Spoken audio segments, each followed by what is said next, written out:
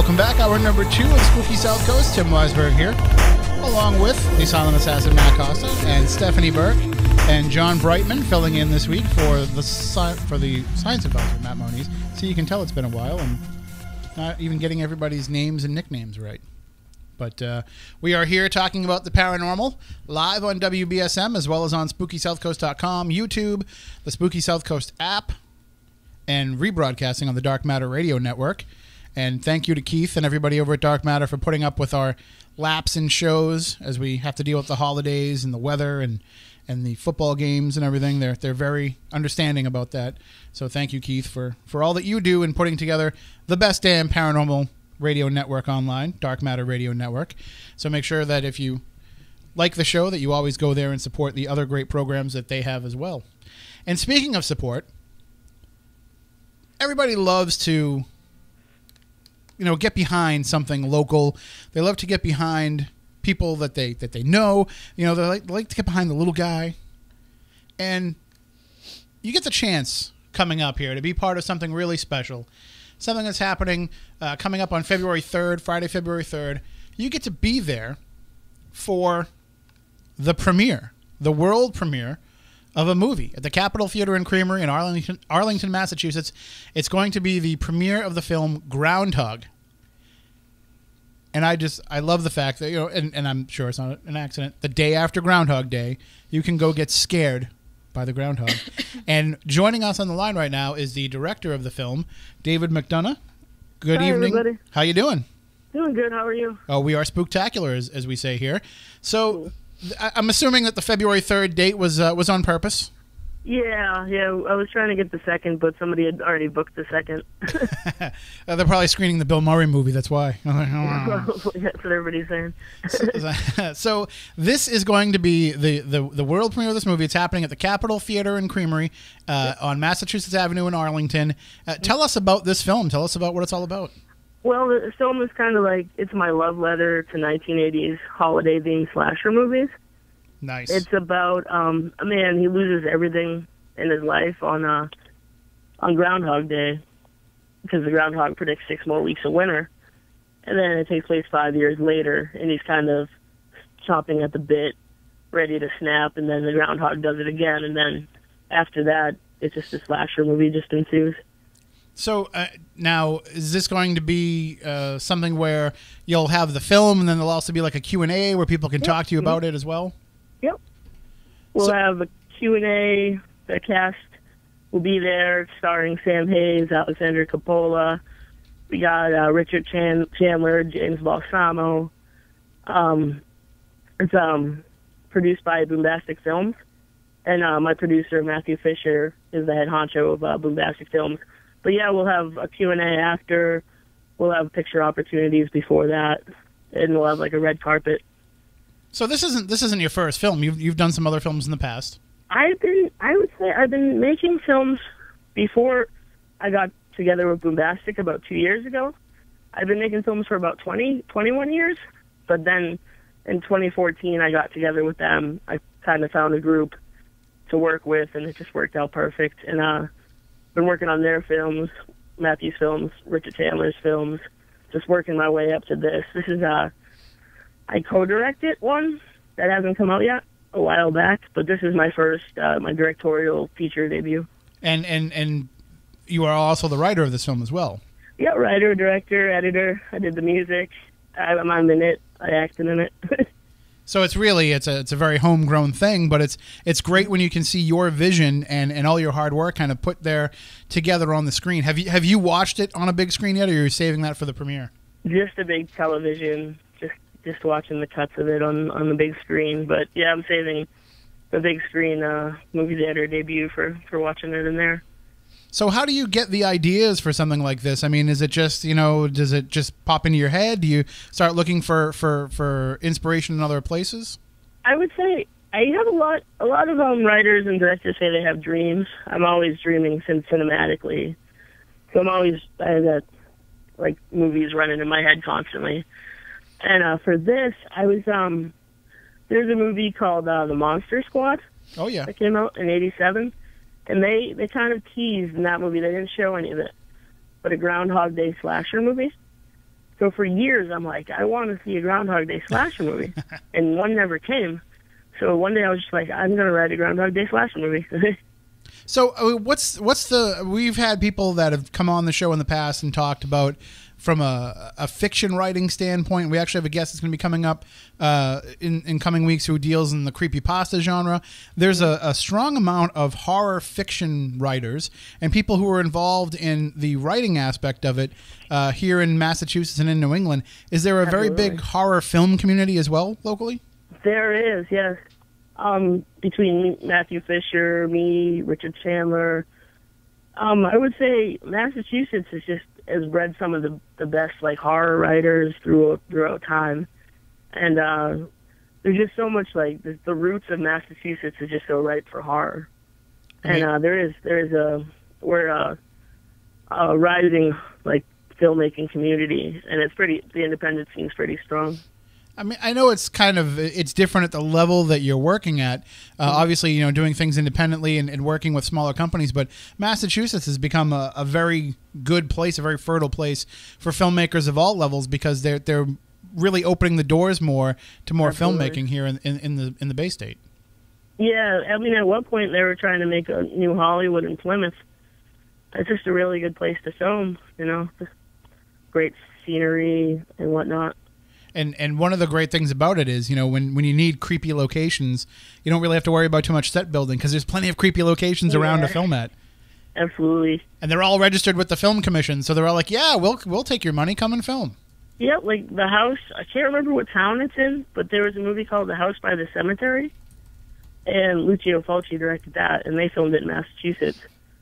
And then there was a movie called Ghost House, and they filmed in the same house. Oh. Yeah. I think it's Western Mass, maybe. There was one that came out. I saw it on Netflix. I don't know if you saw this film. I'm sure like me, you probably watch a lot of like weird, smaller horror films. But there was one called American Poltergeist.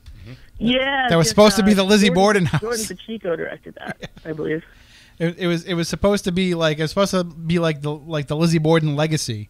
And they're talking about this house. And it's like this big like mansion house, and I'm like, this is not. First of all, like they pull up into this neighborhood that looks like it's where Tom Brady lives, and they're like, oh, here we are in Fall River. I'm like, yeah, no, you're not. It's Rhode Island, I think. Yeah, Fall River is a horror movie unto itself. Bless you. Just getting out of the car in Fall River sometimes could be a horror movie. So again, the premiere is happening. It's coming up on Friday, February 3rd.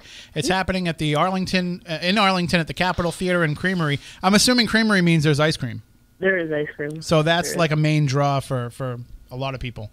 Yeah, and they sell beer too. So that's beer and ice cream and a horror movie. Yep. This is awesome. And you can get your tickets. Of course, you can get your tickets. I'm assuming they'll have some at the door, but you want people to get them in advance too? Yep. And, you can just come up to us at the door. We didn't set up anything online. So. Okay. And there's still some of those VIP packages left? I believe we have about 4 left, I think.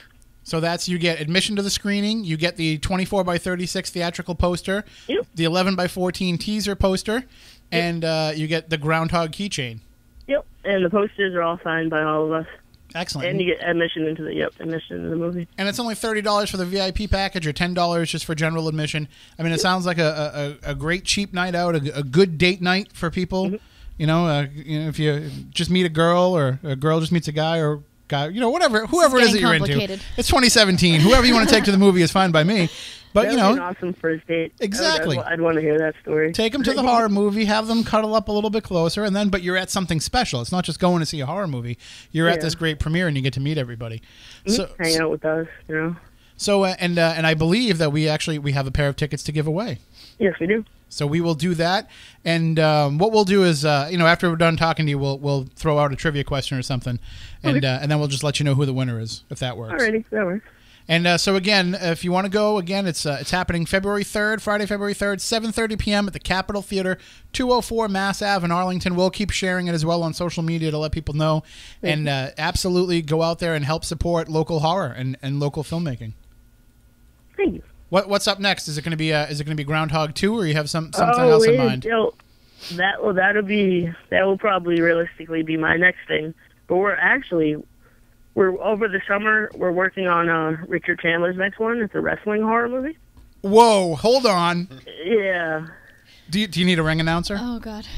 Oh, I don't know. It's, I'm an actual wrestling ring announcer. So if you need one, you can call me. I think we need all the audience members and stuff. I will. I can get behind a wrestling horror movie. If you need anything you need from me, I'm yours. That was the wrong move. You just made. I got my agent here already. We can work out a deal. We can definitely work out a deal for you. You made all of his dreams come true tonight. All right. Well, mine too. That's more bookings for Tim. Matthew Fisher's next movie is called The Wicked Hollows, and it's going to be part of a trilogy.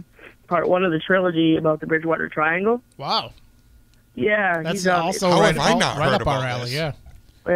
The guy sitting next to me is the guy when it comes to media projects in the Bridgewater Triangle. So awesome. Well, see, it's great. This all worked out. We have Ross to thank for introducing us. Yeah, So Ross. Thank you to him. He's a great guy. Just supports so many people, and he always lets us know about cool stuff. So I'm glad we could hook up on this. Good luck with the premiere. Thank you. And we look forward to talking to you down the line. Absolutely. Thank you so much. All right, David McDonough. Thank you so much for joining us to talk about Groundhog. Thank you, guys. Have a good night. You too. Bye. And we will give away a pair of tickets to see the premiere of Groundhog on Friday, February 3rd. We will give them away before the end of the night. Matt and I were talking about how we should give them away. I can't wait to hear If we should just take a caller, or if we should ask a trivia question. Oh, no, I think a trivia question would be good. You want to make the people work for it? Yes. I got a great one. And what's great about it is, if you live in this area, if you live in the South Coast, then it's not that big of a deal to drive to Arlington to go to such a special event. But a lot of our audience that lives around that area is always like, oh, you guys give away things on the South Coast. We don't ever have the chance to win anything. So there you go. Now we do. So, and this is going to be a pretty special night, pretty special event. We got to come up with something good for giving away these tickets. Should we make it about us, or should we make Everything's always about us. I see a good horror question. Well, we could do that, but people can Google. So I was thinking if we ask them something about us here, there's no way to Google it, so they really have to guess. Like something along the lines of which one of us does not have any tattoos. All right, if you want to ask that question, we have a tattoo master right here. So, right. But they don't know which one it is. So... Oh, I'm sure everybody that knows that's listening knows me. Well, you just gave yourself away. So, all right. So which one of us you don't have to give it away. If you're watching on the cameras, you can't miss it. No, I know, but everybody else. Let me ask this question. Does Moniz have any? Tattoos? Yeah. Yes. Yes. Okay. Yeah. You're ruining my entire trivia But question. But Moniz isn't here. You You said who here? Here. Right. Who has 0? So, and we know it's not John because people are just watching. Right, and we said that we're promoting the fact that he owns a tattoo business. Right. Because I wanted to sneak that in. Okay, cool. I appreciate that. Yes. Well, tell everybody the name of the shop. Brockton Ink Tattoo in Brockton, Mass. Give them the address. 1490 Main Street, and the number is 508-436-4804. And he does piercings as well. Yes. And he's actually doing one right now. Nope. So that's the question: is who on the spooky crew tonight does not have any tattoos?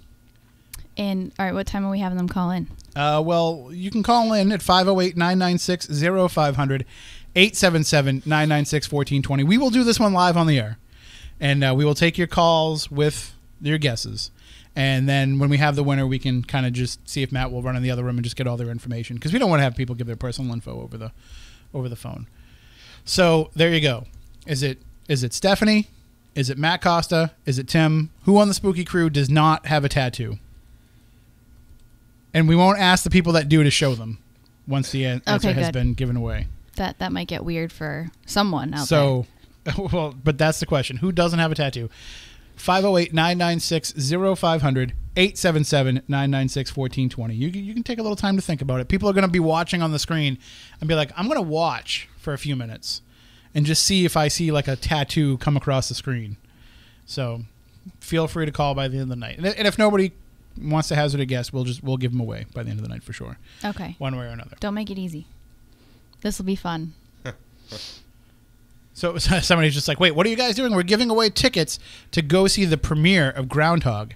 Type that in there. In Arlington, at the Capitol Theater in Arlington, Massachusetts, on February 3rd. So you have your chance to win by guessing which member of the spooky crew doesn't have a tattoo.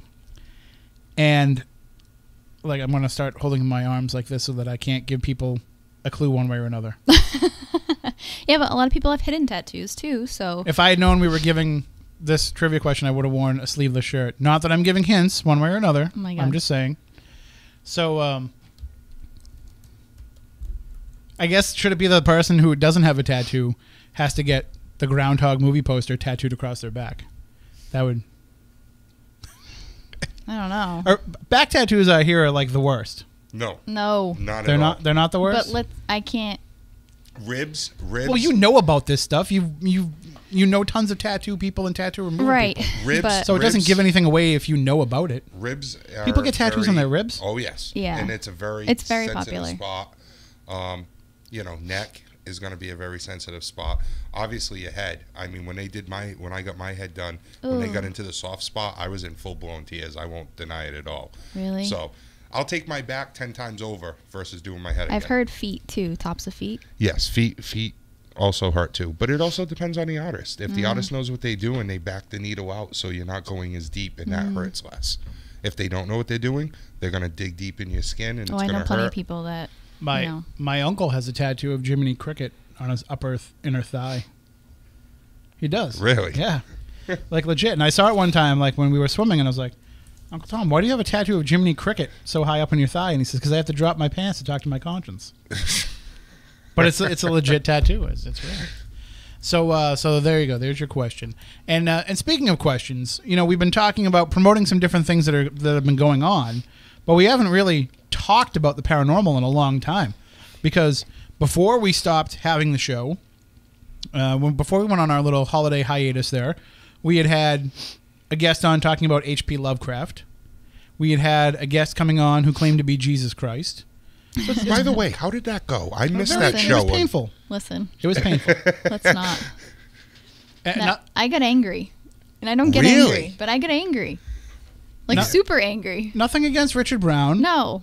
Just the... But I think he's nuts. That's a nice way of putting it. We all are a little nuts. Come on now. I'd like to consider myself the good kind of nuts. Well, yes, this is true. I would never disparage a guest till he's not on the show. You should hear what I say about you, John. When you're not on.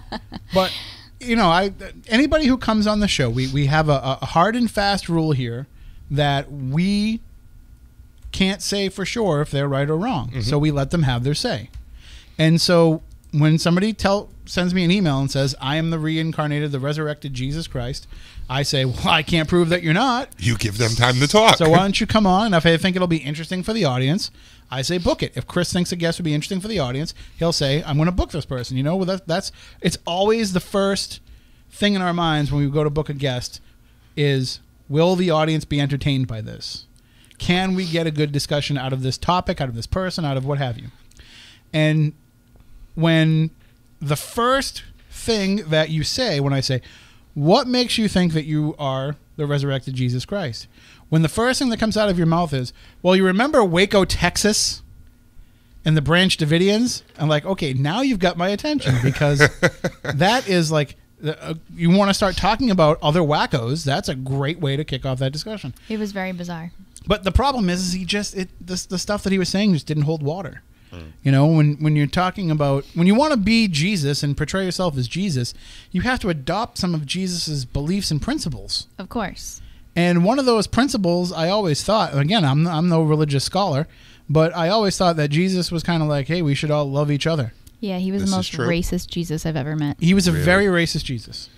He was going to divide the world in half, and only the people who followed him could live in the good half, and the rest of the people were going to go have like hell on earth wherever they are. I got to go back and listen to this.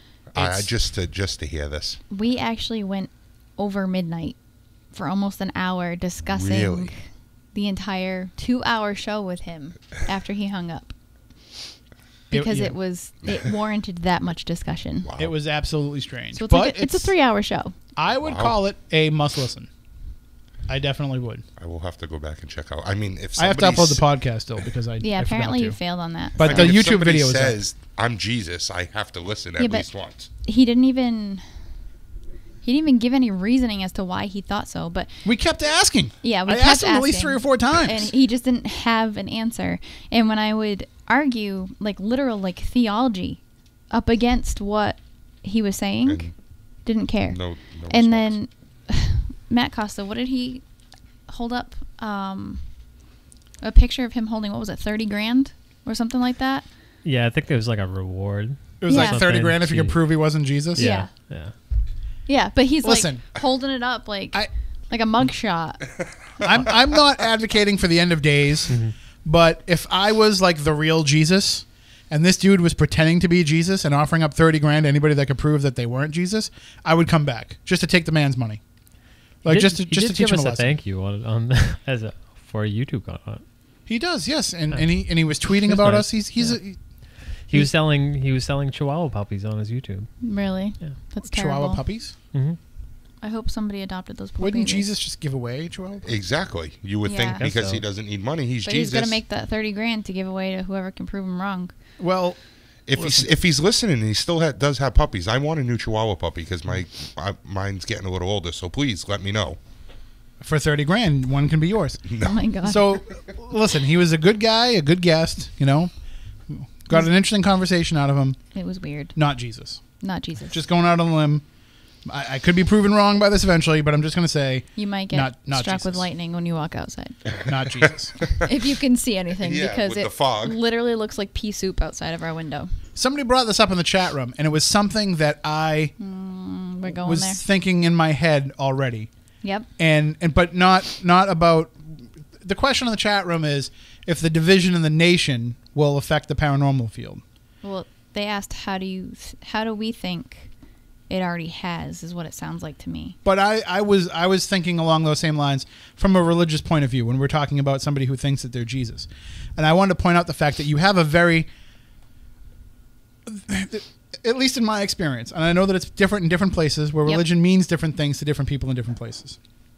But here, I can always say that in my experiences and in my investigations and in the events that we've had, there's always people who are very religious and people who are not religious at all. Right. I know I can say that for sure because I fall into that latter category. And both viewpoints and everything in between has always been able to express their own beliefs on an investigation that I've been part of and never had it clash. Yep. No. I have investigated right alongside Keith Johnson, who is Pretty religious. he's as religious as you can get. And I don't believe the same things that he says. You know, I don't believe the same things that he believes, I mean. But I listen to what he says, and I respect what he says, and I respect his viewpoint. That's how it should be. Because he could be right and I could be wrong. I'm just saying that this is where I come from with it. And I think that that is the way I hope that it probably goes for in a lot of places. You know, because you're dealing with something that, at the very least, belief in ghosts, for example, is going to clash with a lot of people's religious beliefs. Absolutely. Because they want to believe in that, you know, all the stuff that's going on in the sky and about us rising up and going on to heaven and all that stuff. But for some reason, when you say, well, what about those who don't rise up and stick around? It's like, oh, no. I mean, the same can be said for what I do and, you know, the medium point of view against the people that want to be so scientific that they don't want to believe in anything that I have to say or what I've heard. So you have all these, like, small, you know, divisions going on, but as long as people can work together and, you know, accept that somebody else believes something different than them. And I don't want to go down the road of... Well, I think that's what that question was about. Well, no, I know what that question's about, but I'm just trying to apply to the religious topic that we're discussing here, and I can extrapolate that to say, because where I was going with it is, I don't want to be the hashtag Paraunity guy, because we played that game for a while. All right, we played that Paraunity game in the first 5-6 years of the show, where we saw a lot of the problems in the bullying and the picking on each other and the division and all that. Which still happens. And it still happens. We wanted to try to be a somewhat guiding force and to say, hey, let's all work together because we've been lucky that we can always really work with anybody in New England. We are special when it comes to the paranormal world because we get along better than other places do. So I understand that we come from that. And so it's easy to kind of stand up on your soapbox and aggrandize things because we don't have a lot of the problems that other people have in other places. But that being said, I think that para-unity is bullshit because it's still coming under the guise of we all have to agree together. You know what I mean? Right. Like you've gone from, it's not just a matter of being able to, and I said that, by the way, on purpose. So I had to say that. If Madonna can drop F-bombs on CNN today, then I can say that on I was here. wondering where that was going to go. No, that was on purpose because Okay. I was just worked up enough about it Okay. that I let it fly. All right. But it is because it's garbage because you have to get along, but getting along means you have to agree. And that shouldn't be how anything goes. No. Especially something like this where... You can agree to disagree. I was just going to say that. And you can still get along while disagreeing. Right. But even disagreeing is putting the blinders on. Disagreeing with somebody means you've got your belief and I've got my belief and I'm going to believe this and you're going to believe that. And it shouldn't be that way. No. If you hold hard and fast to any real sets of beliefs and what it is that we're dealing with, you're probably wrong. Because we don't know anything. And you have to be malleable and be willing to be flexible in what those beliefs are. We're all still learning. We are. Where you can have hard and fast rules and principles is in things like behavior and etiquette and procedure and things like that. And that's where I think everybody needs to get on some degree of the same page. It doesn't mean we all have to investigate the same way, because you're doing a disservice if you do that. If everybody just says, I'm going to do it like I saw on Taps, then you're missing out on a lot of different viewpoints. And people say to me, well, how can you say that when they get stuff on TV? And listen, we can call into question how much of the stuff that we see on TV is actually legitimate evidence. But let's just say, let's just take it all at face value and say every time they've had a paranormal experience on a paranormal television show, it's real. And I'm just putting that out for the sake of argument. Then obviously you would have to say different approaches work, because Jason didn't want to do the same thing that Zach does, and Zach didn't want to do it the same way that Jason does, but Jason and Zach both got results. So they're both right in a way. Yep. You know, it's what works for them. So I don't think that you have to do everything exactly the same way. So that's why I always say para-unity is garbage, but para-respect, if you want to put a label and a hashtag on it, is the way that it should be. Just respect what the other person does. And I agree with that. But my honest opinion, and I know I'll probably catch a ton of grief over this, what I'm about to say. And I really, at this point, I don't care. You either like me and respect me or you don't, and whatever. I believe the para-unity is just a bunch of BS that people that are stirring the pot and having the problems are hiding behind that and trying to build their own little para-unity so everybody agrees with them and says, oh, that person's no good, this person's no good. That's all I believe the para-unity is. You know, and I have to say that I've seen that happen more often than not. Yep. That it's really just, we are all going to gang up on you. Yes. And I have these people that think that I'm somebody. It's clicky. And it is. And it's funny because I've been watching, and I'm not making this political, but there is a bunch of paranormal people on my social media, and a lot of them have been expressing their feelings about what's going on politically in this country right now. Understandable. But I see some of them complaining about, you know, talking about Donald Trump, like this guy is a megalomaniac. This guy is somebody who just wants everything to be his way, and he doesn't want to hear any differing viewpoints, and he wants to control all the information that goes out there. And I'm looking at this saying, you're the same people that are doing the same thing to people that are in your field. Yes. You know, like, and I'm not calling anybody out or pointing anybody out, but I'm just saying that this is what's happening. You know, like the same people who want everybody to get together and sing Kumbaya and all agree on the paranormal stuff. And not to go into the whole political thing either, but people that, like you just brought up, that are bashing the now current first family, like, you're not doing anything better than what you think they're doing. Like, you're still spreading negativity. Well, we're going to keep saying, we don't want to make this political. I know, but there's a difference between when Joe Schmo on Twitter does it and when the president does it. There's a big difference. There's a huge difference. So what happened today was disgusting.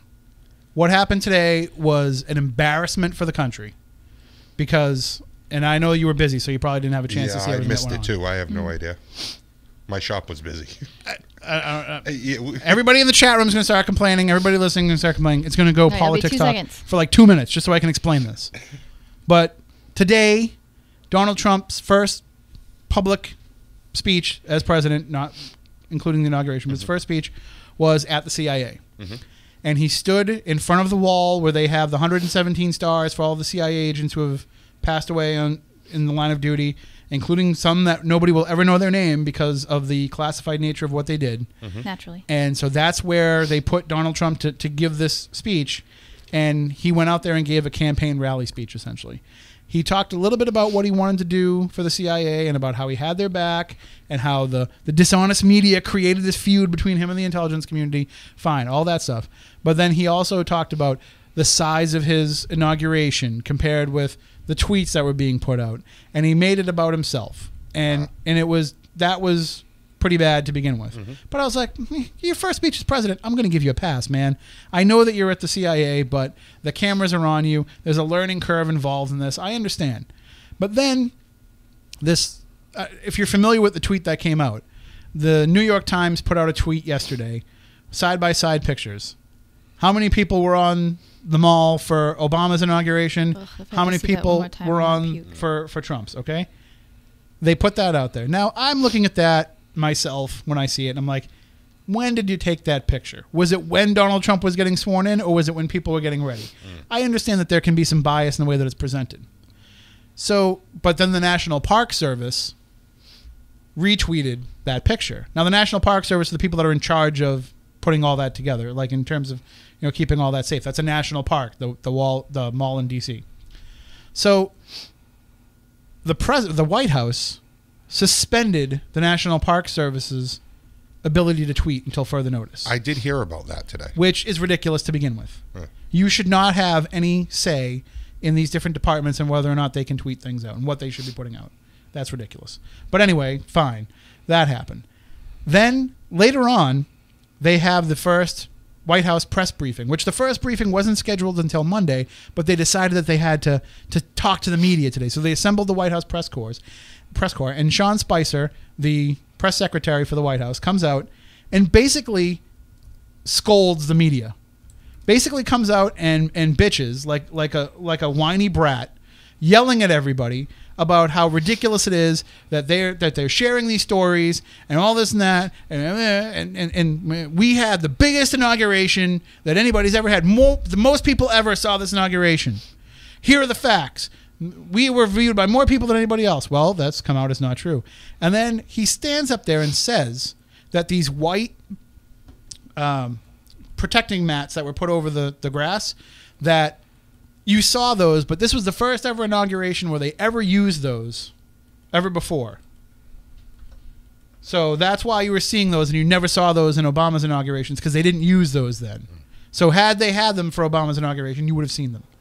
Well, CNN, fake news, CNN puts out, they've only been doing this for forever, so I'm sure it's all fake.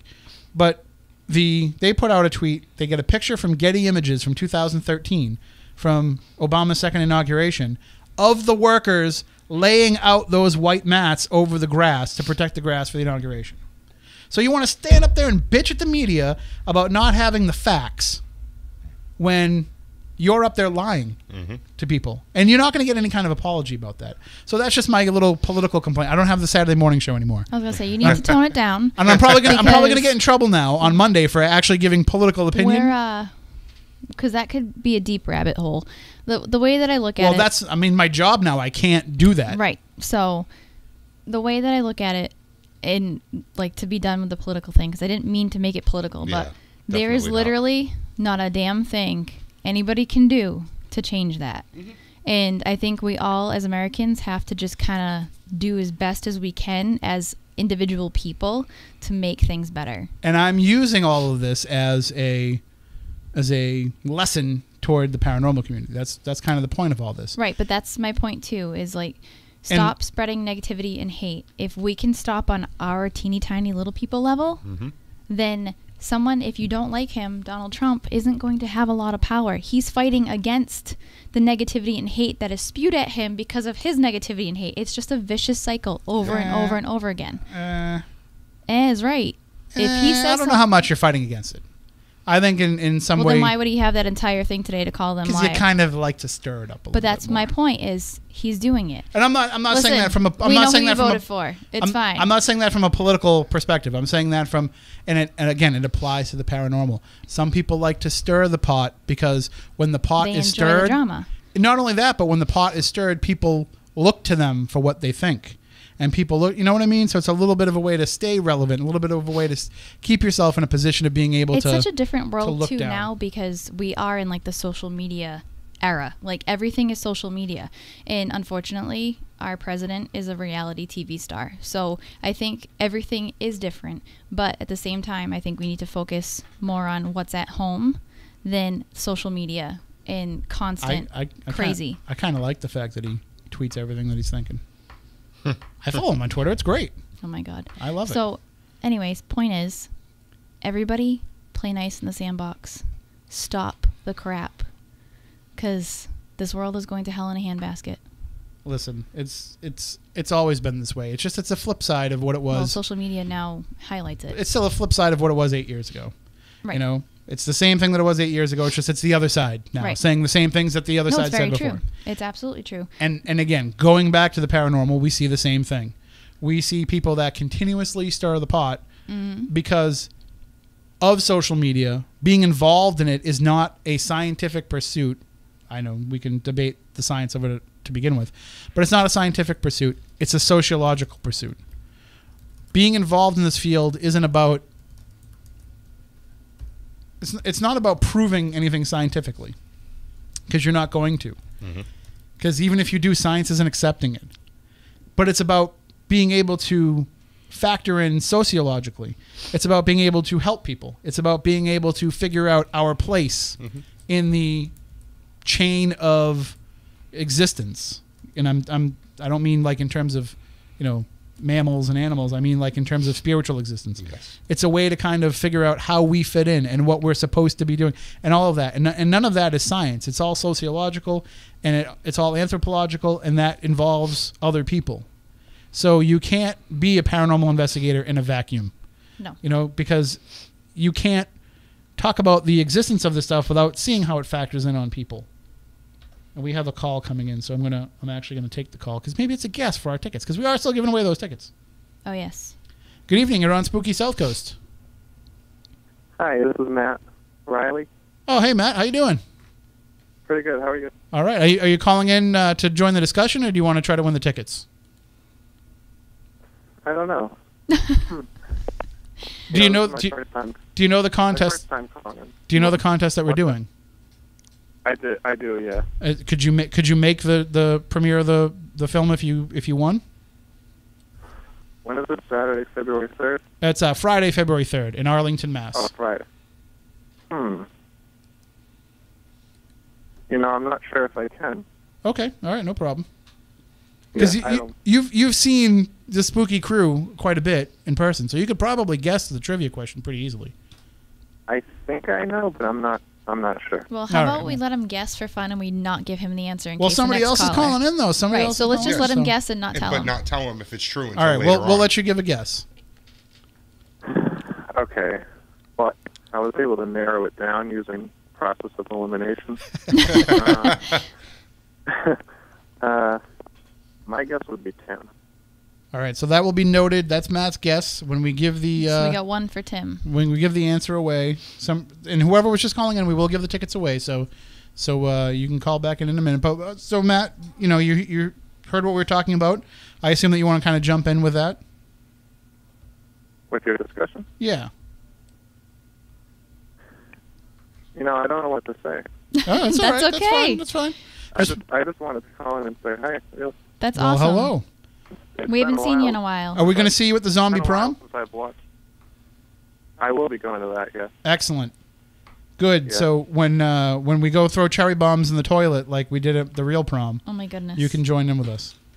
Or you can just hang out with me and I'll be the normal one in the corner. Yeah. She said normal for the zombie prom. Yeah. Nobody's going to be normal there. I thought I was going to go as normal. No, because when I'm done with you, you're not going to look normal. Do you already have your zombie costume already, Matt? I don't have an actual costume. I don't either. I'll come up with something. Yeah, just go. You just go to the Salvation Army or find an old suit, roll it around in the dirt, rip it up a little bit, put on some makeup, and you're all set. And they'll even do your makeup there if you need them to. Yeah, sounds good. Well, awesome. We'll see you there. Yeah, it's been a while since I've watched or listened, so I'm laying here in bed and I'm like, I think I'll give them a call. Well, that's awesome. Thank you very much. Great talking with you. Yeah, you too. All right, have a good night. You too. Bye. And yeah, I got a feeling that Matt's going to be the dark horse there at the zombie party. He's going to show up and everybody's going to be like, "Whoa, nice costume." He's just playing it low. He's playing it low key. See that? He doesn't want to ruin it. Do we have anybody else on the line? Nobody right now, but 508-996-0500, 877-996-1420 is the number if you want to call in. We have those tickets. Yes, 2 tickets to see the premiere of Groundhog, the world premiere of the new film Groundhog, directed by David McDonough, at the in Arlington at the Capitol Theater and Creamery. So there's beer, there's ice cream, there's popcorn, there's a movie. Perfect. The cast, the director, Q&A. What more can you ask for? You can get autographs, all kinds of stuff. So you definitely want to try and win those tickets if you can. Good evening. You're on Spooky South Coast. Hi, it's Pinar again. Hello. How's it going? All right. Did you want to join the discussion or hazard a guess? I wanted to do the guess, and I'm already part of the discussion. I'm following you guys on the live stream. See, you made it in. See, it was easy, huh? Yeah.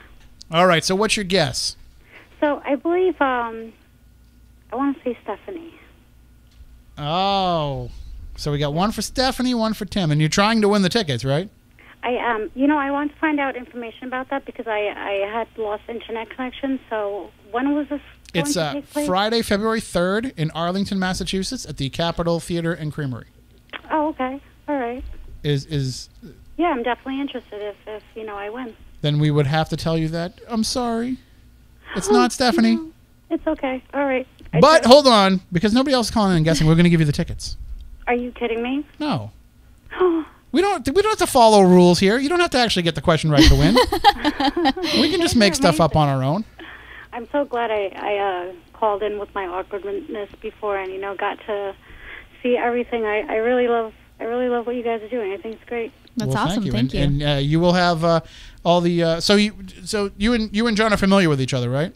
Yeah, pretty much. Yep. All right, so we'll just get all your information online afterwards, so we don't have to make you give it to us all now tonight over the phone. Why don't you shoot us an email at spookycrew@spookysouthcoast.com with your information. Yep, just give us your name and what else. Really, just the name, Matt. That's all that they need, just to put on the list. Name and phone number. Pinar Darren. I got to write it out because some people, it's hard to pronounce. Sometimes. That's okay. Sure. Just send us an email with that and your phone number, and we will pass it on to David, and you will be on the guest list for you and a friend to go to the premiere of the film. Awesome. You don't even have to take John. Although he really wants to go, so. I'm bringing John. All right. There you go. See, you're getting in. All right. Well, thank you very much. Have a good night. Thank you. You too. Bye-bye. Yes, the answer. Do we want to give everybody the answer now? Well, you kind of did. Matt got it right. Matt Riley was right. Yes, he was right. I don't have any tattoos. We got to change that. Well, if somebody thought about it, they could be like, "Well, Weisberg, he's Jewish. Jewish people can't have tattoos." Right. But I'm not Jewish, so. I say we take the little ghost off your shirt, and Listen, I thought for years about getting the Spooky South Coast logo as a tattoo, and then I thought it was lame to actually do that. So it has meaning to you. Well, that was we were talking that was 2 or 3 years in. Well, so it's now 11. I was like, maybe if we hit 10 years, then I'll get a tattoo of Spooky South Coast. And yeah, now it's 11. So I think it's a great idea. Tattoos are expensive. That's why I haven't gotten any. Whoa. It's not. Well, also, I could never decide what I wanted to have on me permanently. I have a running list of the next one that I want, and I can't decide what I want it to be. I was thinking about getting tattoos of other people's dogs. I like that. Because everybody always gets a tattoo of their own dog. Mm-hmm. It's I'll just get a tattoo of other people's dogs. Just a random dog here. Yeah, because my dog's cute, but my dog isn't like you wouldn't want a tattoo of my dog. We can do the next trivia question for the next giveaway can be how many tattoos does Stephanie have? 18. No, not yet. She's got one across each knuckle. I gotta catch up to my husband. How many does he have? 7 or 8. Does he have anybody else's dog? No. Does he have a Spooky South Coast logo? No. So there's 2 more ideas. There you go. He can keep the lead. I gotta think. Oh, he's way behind. Matt, how many do you have? Not that many, like 5. 7. 5's, I mean, to me, 5's a lot. I don't have any, so 5's a lot. And were they all done by the same person, or did you go to different places? Different people. Stephanie, how about yours? All done by the same person or different places? All the same person. John, how about you? Many different places, and last time I counted, it was over 18.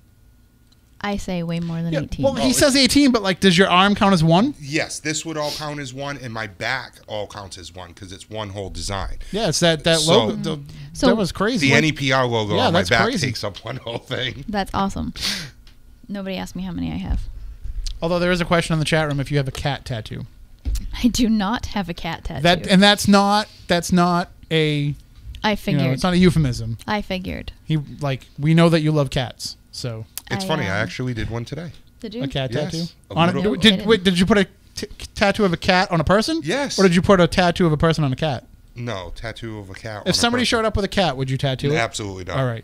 Just making sure. That's good to know. Absolutely not. I can imagine that's illegal somewhere. Well, believe it or not, I found out that certain animal rescue leagues and also when they get removal of certain things, they actually stamp them with a tattoo machine. Oh, yeah. They'll put a little blue Really? dot on their belly or behind their paw, and it means certain things like they've been, fixed or neutered or spayed. Yeah, but that's not like sitting there and making them sit there for a whole design. I know they commonly clip one ear on cats.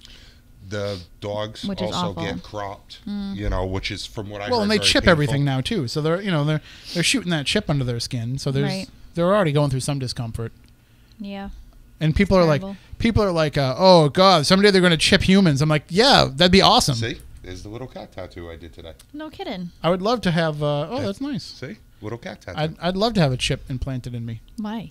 Yeah, why? That could just do everything, so I wouldn't have to carry my phone. I could just get internet directly to my brain. I'll take that. It's so weird. Yet you have no tattoos, but you want How a chip. awesome would it be to just close your eyes and look something up?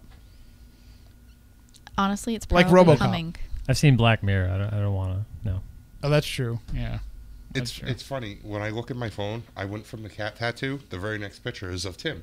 Well, that's not creepy. It really is. The very next picture. John, is when I Tim. text you that stuff, you're not supposed to show other people. That's just between us. Too late. So we're just about out of time for tonight. So we had some goofy fun tonight. No, we covered a lot of stuff. We did. Just kind of catching up. Catching up with the Spooky Crew after our holiday hiatus. We will be back next week. We will be talking about the paranormal, and we'll have a guest and everything scheduled. And then again, February 4th is the zombie prom. So we'll probably have a recorded show that night. But then after that, we'll be live pretty much every Saturday. So we're all going to be different places at different times and everything. Right. But through some, combination of the Spooky Crew and maybe some special guests, we'll be able to fill out the entire, roster and keep the show going. Because that was one of the things that I said when I took the new job working in the newsroom, and they said we have to take you off the air because you can't give opinions anymore on the air. I said, what about Spooky South Coast? Mm-hmm. And they said, don't worry, we would never get rid of Spooky South Coast. Good. So as far as I'm concerned, that means we can do whatever we want, and they'll never get rid of us. See that? Including talking weird politics late on a Saturday night. But the politics that I talked was to relate it to the paranormal, so Right. it filled in. It is intertwined. And I didn't, and it wasn't about, it had nothing to do with political belief, it had nothing to do with ideology, and it had everything just to do with behavior. That's all that I was talking about. Perfect. And I'm trying to make it sound like just no different than the paranormal people that do the same thing. Anyway, so that does it for this week's show. If you want to follow along with us during the week, SpookySouthCoast.com is the website, and you can find out all about us there. You can find out all the stuff that we're doing there, and you can watch all the videos that we've ever done on our YouTube channel. Subscribe to that, please. We love to have people that get involved and get interactive with the show. Thank you to everybody that tuned in tonight and got involved in the chat room, and everybody that called in, because that is really what keeps it going. We can sit here and talk amongst ourselves all the time, but we love having everybody come in the chat room and joining, and it's a great little group that gets together every Saturday night. So come and be a part of it. You don't have to download anything. You don't have to install any kind of thing into your computer. You just go on to the YouTube page or onto the Spooky South Coast page, and the chat room shows up right there, and you will be able to you'll be able to interact with everybody there. You can follow us on Twitter @SpookySC. You can follow us on Instagram @Spooky_South Coast, And of course, all of us have individual pages as well. Yes, you can find me at Work at Burke on Instagram, Twitter, and Facebook.com/Work at Burke. Tim Weisberg? You'll find me everywhere. Just look for Tim Weisberg. All right, awesome. If it's not Wasn't me, there two Tim Weisbergs? There's like 4. Okay. There's like me, the other sports writer, some other guy who's old, and then the guy that plays the flute. John, really quick, just let everybody know about Bright Star. So Bright Star Promotions on Twitter. Can also go to brightstarpromotions.com. And that's BRITE. BRITE, yes. New agency I started, covering different horror, paranormal, WWE wrestlers. Want to book them for an event, something like that, go on there, look and see who I have, and we'll be glad to take care of you. Tim and Steph are both part of it, so if you're ready for them for an event, come let me know. And we will be back next week for more paranormal fun, and we will have certainly great topics to talk about. We'll have more paranormal news with Melody Knapp as well. So you want to make sure that you tune in every Saturday night from 10 to midnight Eastern Time, live right here on WBSM, on the Radio Pup app, on the Spooky South Coast app, on YouTube, and then all of that gets rebroadcast later on in the week on the Dark Matter Radio Network. Really, you have no excuse not to be able to tune into the show one way or another. You don't even have to be here on Saturday nights, although we love it when you are. We love it when you reach out to us and let us know where you're from. All of that stuff is great. So until next week, for Matt,